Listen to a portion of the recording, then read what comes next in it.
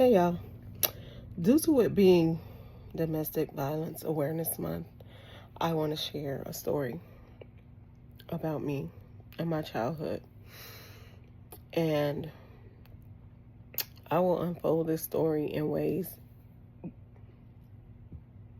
excuse me, and not in ways, but I will unfold this story in sections because I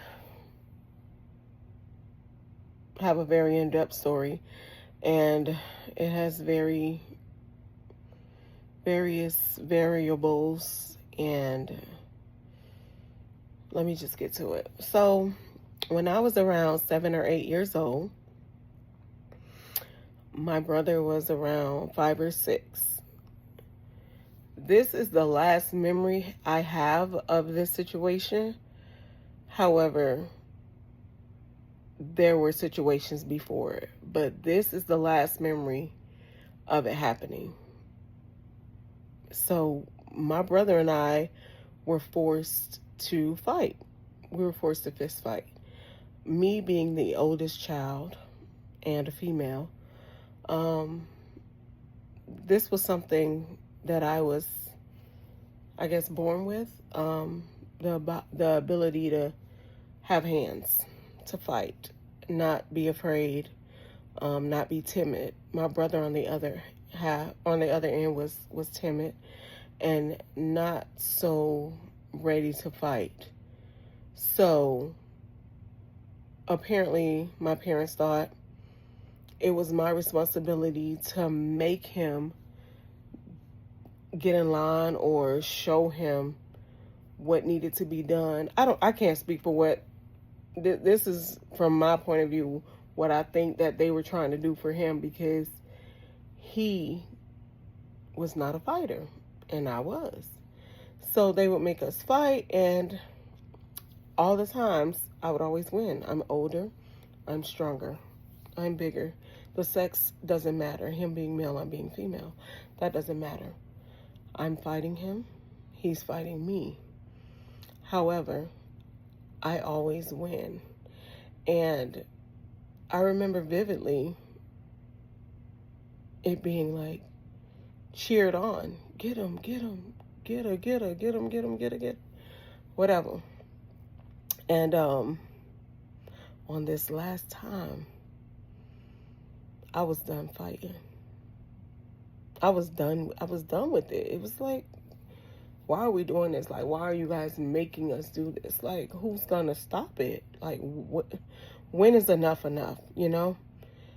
And I just was like, letting my brother win, because as I stated, they would be like, oh, get her, get her. It was the goal for him to eventually one day beat me in the fight. But he couldn't. Even at that point, he couldn't. But I was letting him win.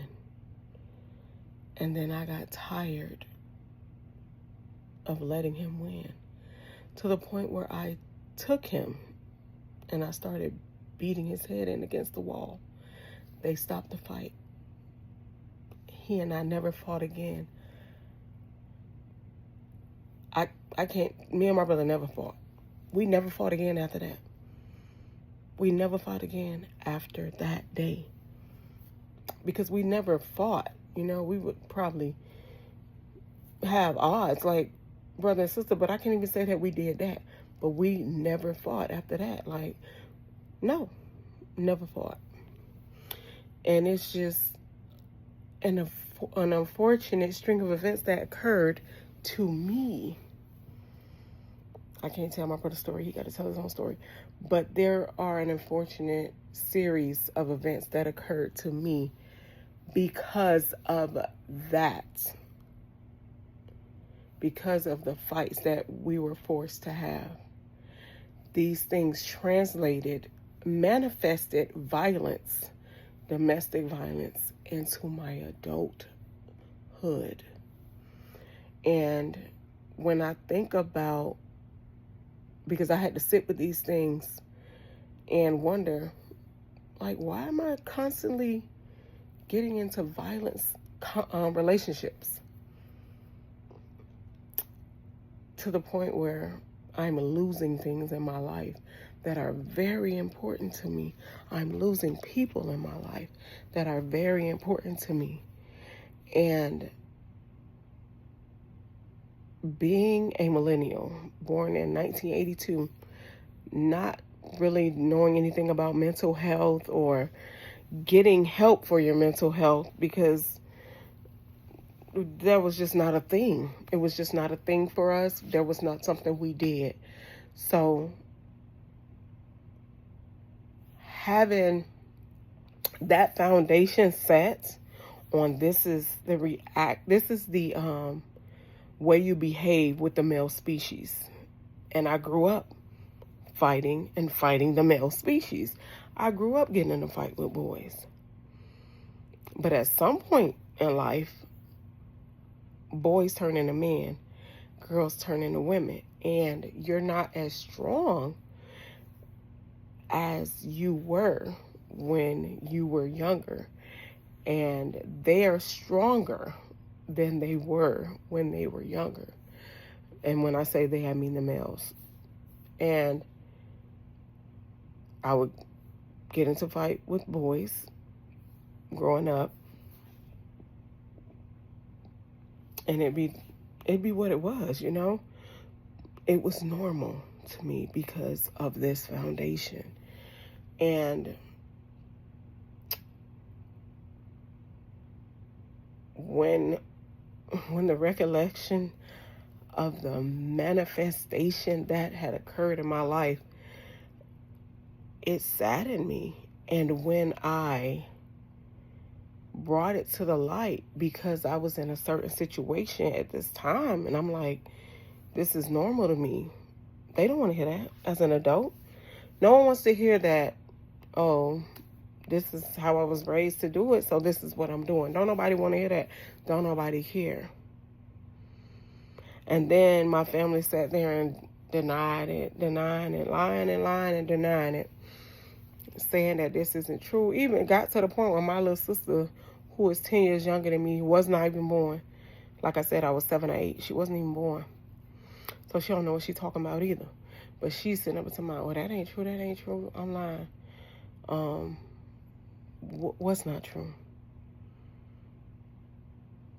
Because when I turned 12, you was 2. And I don't know nobody who got no memories from being 2. So, but anyway, I said all that to say that I'm going to share my story of how I had to overcome being in a domestic violence relationships, because I realized from that act that may have been something simple in regard to my parents, but had a detrimental effect on my life. To the point where my brother and I were inseparable. We never went to middle school together. We never went to high school together. We went to elementary together. And when I went to middle school, we never went to school together again. He went to a different middle school and a different high school than me. But there was an instant when I was at the middle school and people were running him home from the elementary school. And I had to go back out to the elementary school, and we got into a fight with 2 students at the school because they kept talking about jumping him, and they was running him home, and we don't run from no straightening. So it got handled. I almost got suspended, but I didn't get suspended. But I'm thankful for the relationship I had with my brother at that time, because I don't know if it made us closer, but we never fought each other. We never fought each other. And I say that to say, like, parents, y'all have to be mindful of what y'all doing. Like, I never had my children fight against each other. I never pit my children against each other. I will never pit my children against each other, because I don't go behind anybody and talk about anybody. What I say in front of one, I say in front of all. I don't, you just don't do it. And who playing both sides with your children? Because at the end of the day, when you gone, they gonna need each other. And at the end of the day, they need each other more than they need you, because you're gonna be gone. So why would you have them at odds with each other? Parents, if you are doing what I endured, stop. Just stop it. It's a sad situation, especially for a female child, having to go through that with a male child, and it bringing serious ramifications that change the trajectory of my life. I don't know if it changed the trajectory of my life, but maybe, well, not maybe, but clearly that's what's supposed to happen to me, because it happened. But it wasn't a loving situation. So outside of getting corporal punishment, like, because we don't even consider that domestic violence. Like, everybody got whoopings. We knew everybody got whoopings. This was my first domestic violence situation. I had a string of other ones, but this part one.